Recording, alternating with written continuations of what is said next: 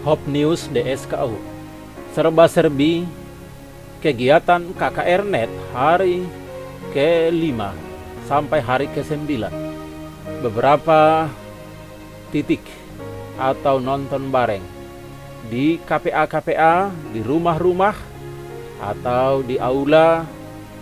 Umat-umat Tuhan sangat bersuka cita mendengarkan pekabaran-pekabaran yang disampaikan oleh para pembicara, baik melalui kesaksian, lagu pujian, pelajaran kesehatan, win wellness, dan firman Tuhan. Melalui KKRnet ini, banyak orang bisa dijangkau. Walaupun di tempat-tempat yang berjauhan, kita bersyukur oleh karena Tuhan telah memberikan teknologi, media, untuk menjangkau banyak orang di berbagai tempat, sehingga banyak yang terberkati. Banyak simpatisan, pelajar-pelajar Alkitab, dan rindu menerima Yesus sebagai Tuhan dan Juru Selamat pribadinya. Kegiatan ini berjalan dengan baik dari malam ke malam, walaupun banyak pergumulan yang dihadapi. Dengan menggunakan laptop, LCD,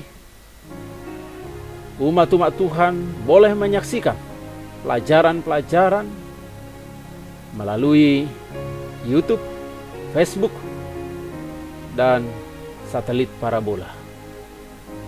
Para umat Tuhan, ada 5 jiwa yang dibaptiskan di Simalungun Barat oleh karena mereka telah menyaksikan KKRnet oleh Pendeta John Hayes Huta Barat. Dalam acara ini, mari kita tetap berdoa. Mari kita bagikan link ini.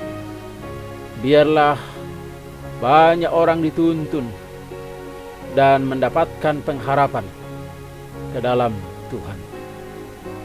Para pemirsa yang diberkati oleh Tuhan, dimanapun berada, mari kita mempersiapkan jiwa-jiwa bagi kedatangan Tuhan yang kedua kali. I will go. Berbahagialah mereka yang membaca, mendengar, dan melakukannya apa yang tertulis dalam kitab nubuat ini. Sebab waktunya sudah dekat, Yesus datang segera.